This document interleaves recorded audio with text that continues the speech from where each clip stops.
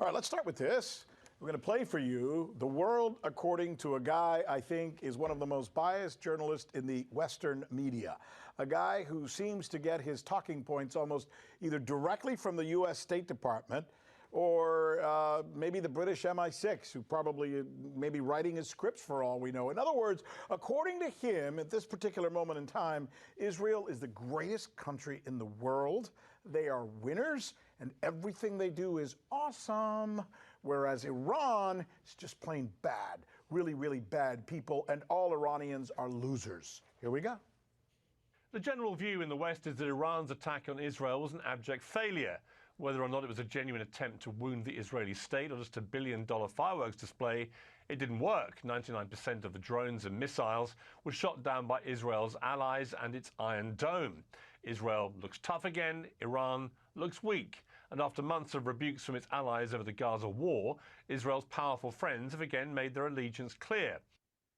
They were shot down because Iran gave them 5 hours notice and told them they're coming here, get ready so you can shoot them down. I mean, does he not know this?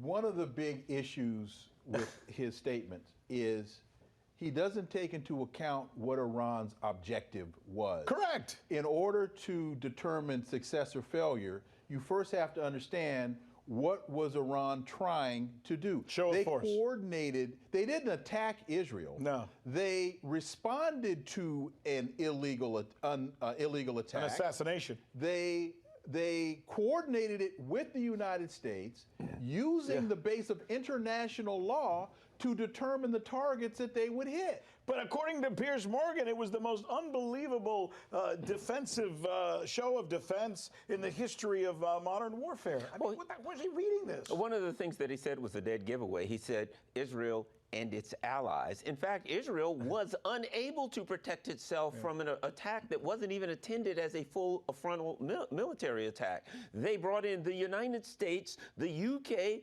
and France. One of the things that we learned is that Israel is completely unable to defend itself from an air attack. And if France and the UK and the US go home, they're pretty much naked militarily. So they did it, in other words, with Dr. Wilmer, who's the richest guy here, with all of his tax money that he pays, essentially. Absolutely. Which had nothing to do with Israel. Absolutely. All right, so here's Piers Morgan now, pushing his anti-Iran propaganda, even going on to suggest that almost all Iranians hate their government. So obviously, being a journalist, I did a little work on this, and I did a little research, and I did the old Googles, which is really easy.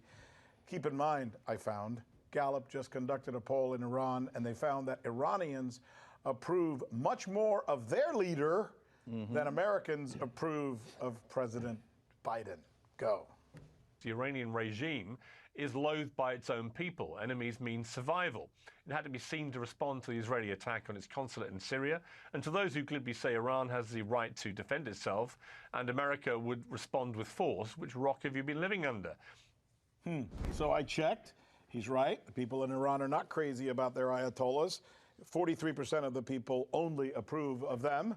But in our government, only 35 to 36% of the American people now approve of President Biden. So, well, and you know, it's terrible that we get this kind of propaganda about other countries. If you just a couple months ago in Russia, President Putin, according to our own polls, had 86% approval rating. He won with 87% of the vote, and they said he stole it. So now at 43%, which is what Joe Biden could only pray for 43% approval here, and that's somehow disapproval rating. So Piers Morgan is doing nothing but taking any kind of information that never mind. He didn't even use numbers. Right. He just said they're bad guys and nobody likes them. Nobody likes him. Nobody likes him. It sounds like high school stuff. Nobody likes you.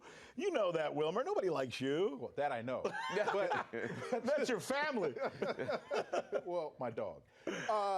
And my wife every now and then. Not only did Putin get 86%, there was 70% turnout in that election. So, same as Xi, by the way, in China. Exactly. Apparently, he has 79%. I've been to Iran twice, and they're happy with their government. Yeah.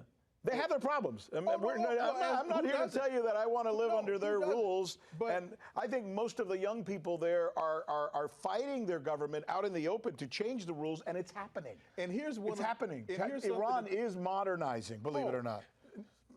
the point that I wanted to make was when you go and you just walk the streets and talk to people, you are amazed at how well informed they are.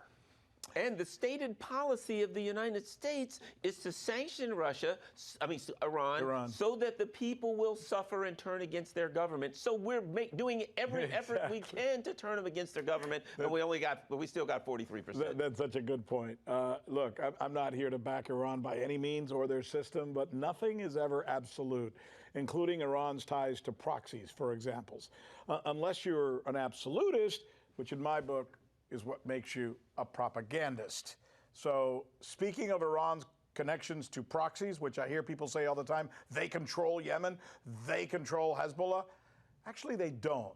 But let's hear Mr. Piers Morgan's version of this.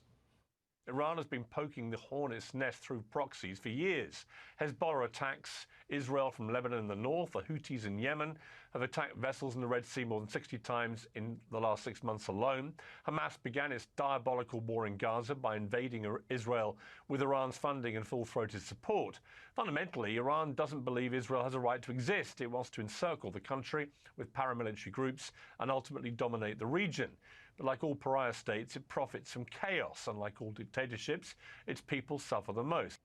Actually, from my reading, I don't know what you gentlemen, have read on this. My reading is that Iran, on more cases than not, has actually had to hold back its proxies so they wouldn't do what he says they do on behalf of Iran. Iran has told the Houthis, look, calm down. They've also held back Hezbollah on many occasions. So it's not like Israel, according to my read of this, is telling its proxies what to do. Do they have proxies? Do they have governments that are allies? Yes, they do. And so do we. So what do you make of this? Well, I take issue with, I differentiate between allies and proxies, first of all. And it's important to understand the history of the region and the cultures in the region. They talk about the Houthis in Yemen. Ansar Allah. What does Ansar Allah mean? Helpers of God. They go back thousands of years, all the way back to the Prophet. And so, once again, in order to understand what's really going on and why, you have to understand the history, you have to understand the culture, and when you do that, you'll see they don't operate the same way we operate. Now, go ahead. Well, we just gave, or supposedly, we'll get into that, $8 billion to separatists who, in a province of China that our State Department formally recognizes as a province of China. Just gave billions of dollars to a bunch of guys marching around sporting the iconography of the Third Reich. We've got audio of Germans talking about working with them to attack Russia. That is the very definition of a proxy. Yeah. So the unmitigated gall to point to Iran with the devious things that we're involved in is takes a lot of gall. I found that funny as well. Now, by the way, here's another one. Imagine having an Iranian and having to hear those arguments about being an Iranian, I should say, and having to hear those arguments about your country. Well, this is what Tehran professor Mohammad Morandi, who you've seen from time to time, we've interviewed him here, and he's also appeared, I think, with you gentlemen, right? Yes, he does regularly. So that's what Morandi has to come on now after hearing all this horrible stuff about his country from Piers Morgan. When he finally got a chance to speak, Morandi did, he addressed why Iran is against Israel. He basically said, this is why we have a problem with Israel. Why is it so hard for you to understand this? It has to do with Gaza. Go. The view from Tehran is quite clear. You know quite well, I know quite well, your viewers know quite well, that the Israeli regime is carrying out genocide. And this stems from an ethno-supremacist ideology. It stems from apartheid. And this is unacceptable. And the people who lived on that land, they have been expelled. The people in Gaza, they live in a concentration camp, now a death camp. A death camp. It's almost like, you want to know why we have a problem with Israel? Because it's apartheid. We hated South Africa. we hate Israel. That's our point of view. Legitimate response? Very legitimate response, and understand that one of the last surviving supporters of the South African regime was Israel. So, Really? yes. Wow. Yes. Okay. And their point there was they have very few friends, and South Africa is one of their few remaining friends. This is about genocide, and who can support genocide? The same way we have to ask as Americans, why are our tax dollars going to Ukraine to support Nazis? So what Iran is, so what I hear him saying there, Marandi, is it's not that we hate Israel, it's that we hate what Israel is doing to Palestinians. Once Israel stops doing that to Palestinians, we'll stop hating Israel. Well, if you, right? That's the argument? Because you can go back and look at the census data from the 20s and the 30s, almost to the 40s, and you can look at Palestinians and Jews living in peace. Yeah. Yeah. Right, and here's the other thing too. I think that I get from what he's saying, and that is we're not talking about good guys and bad guys, or about who we like or don't like. There are specific actions that are going on that are illegal under international law, and they're immoral, and we're opposing these actions. And I would add this: who is Piers Morgan speaking for? Certainly not the British people, because they're in the streets by the millions agreeing with Dr. Marandi. Yeah, he's speaking for the media. And I guess, as I said earlier, MI6 and the Pentagon and the U.S. State Department. And the National Endowment for Democracy. By the way, he says something else, which is fascinating. He talks about what's happening with the media. And then, Marandi, you're about to hear this. We're going to go to a break, and when we come back, I want you to watch this. He's kind of pointing his finger at the media, but as he's pointing his finger at the media, you get the sense he's pointing his finger at Piers Morgan and almost saying to him, you lie to your viewers every single night. And I'm going to tell you how you're lying. And he mentions a couple of hotspots in the world where that's taking place. Stay with us, because I'm going to take you through that, and then I'm going to get your gentleman's response to that. We'll be right back.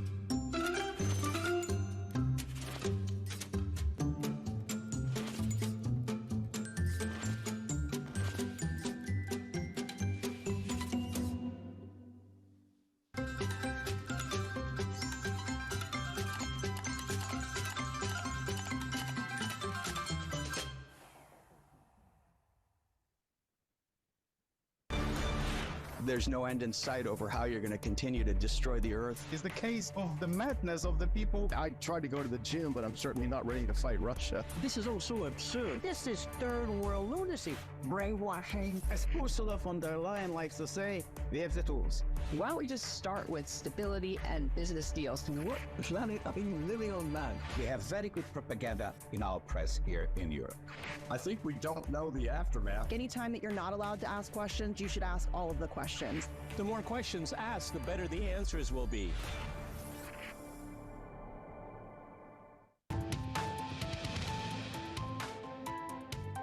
So I promised you this one. This is like the best line of the night, really, because it's the one moment where in this conversation, and it really is a fascinating conversation. And by the way, let me say this also.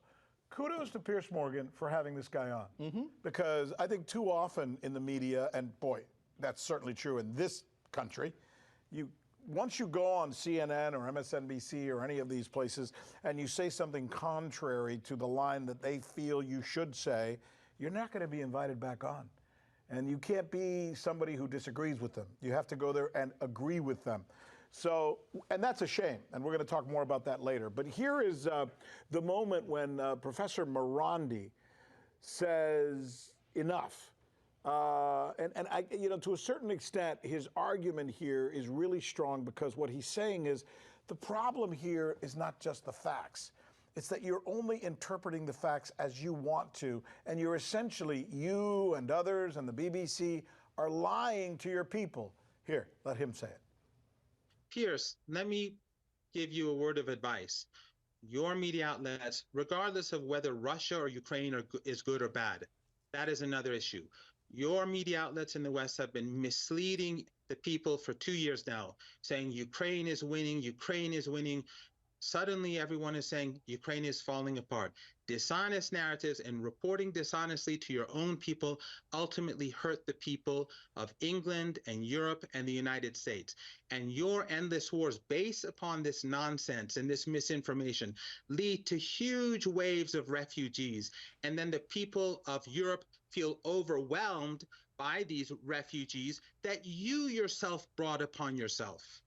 Wow. He kind of laid into him there, didn't he? Well, yeah, and the thing about it is what he said, you know, that he put a lot in a few sentences. I mean, I was amazed at how much information he could pack in pretty good in for a minute a Persian. or two. Yeah, but what he showed, a couple of things, what he showed here was that the media isn't really a media, that the media is deliberately misleading the people, and it's not in the best interest of the people. And not only are they suffering because they don't get the actual knowledge that they need, but they're suffering from the perspective of there's an issue with immigration that shouldn't be there other than for the actions taken by the government. And the government has to lie to them so they won't know the truth. That's what I got. That's why I thought that moment was so special, because one of the things when I watched this video and decided that I wanted to do an analysis segment on it was that I found that Piers Morgan was saying things, like we said at the very beginning, that just weren't true. It's like, why would you go out and say, look at amazing how Israel was able to block all of those drones, when you should know, if you just did any little cursory reading or any kind of Google search, that Iran wanted them knocked down, that Iran said, we're going to, you know, 5 hours from now, you're going to get those missiles. So that should give you plenty of time to point your aerial assault system so that you can knock everything down. And then he goes on the air and says, it's amazing how they were able to do this. That's a lie. Or we've been hearing, you know, the Russians fired 50 missiles and Ukraine shot down 51. But for some reason, things blew up all over the area. Oh, yeah. The Ukraine war has just been one giant lie after another one. And it's almost like they make it sound like everything that Ukraine does is wonderful. And everything that Russia does is wrong. It's crazy. Go ahead. Well, and the base that was hit is one of the most highly protected bases in the world. And the runways were destroyed. They gave them enough advance notice so that their newly purchased F-35s could be moved out of the area.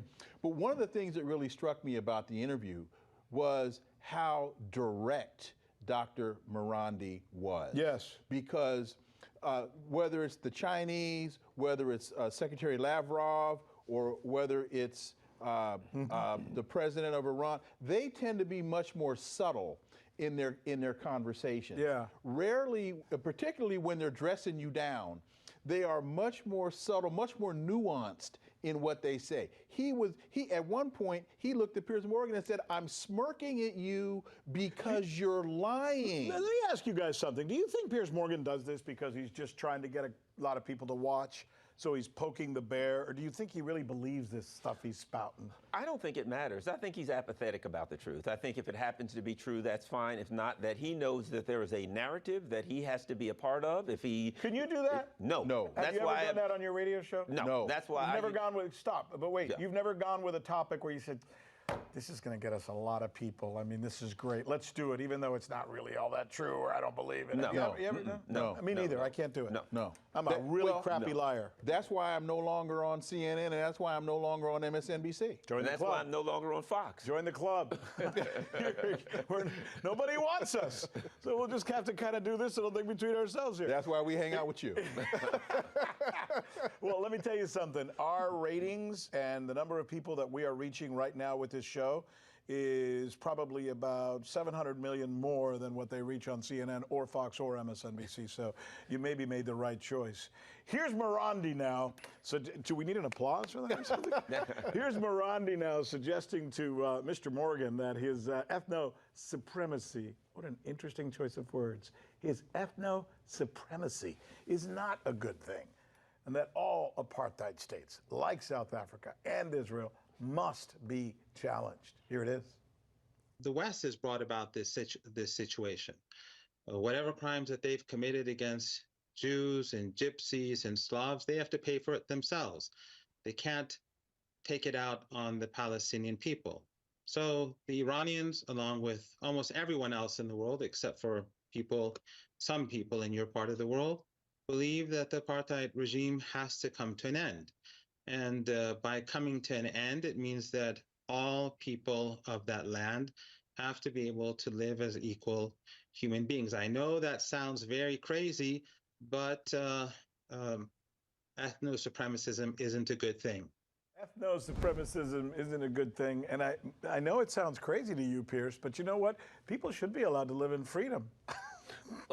An artful use of sarcasm, I may say. But what I like about what he did was he ended up by not saying, you know, we want to destroy Israel, kill the Israeli people, we want to do anything that would make their lives worse. He's saying we want a just society. All he requests is justice for all people, including the Israeli civilians. Yeah, yeah. No, I thought that was very artful. I thought that was very artful, the way he kind of scissored him there. You wanted to say, Doctor? Well, and also underlying a lot of that is the Zionist rhetoric is based on a lie. And what has happened now is the covers have been pulled off of that lie. Protection.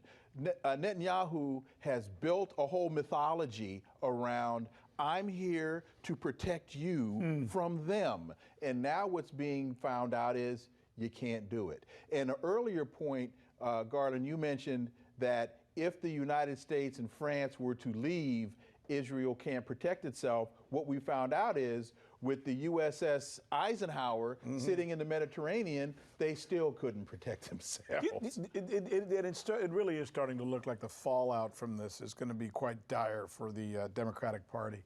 I mean, I'm beginning to wonder who the hell is going to even go out and vote this year in the United States? Who's left to vote here?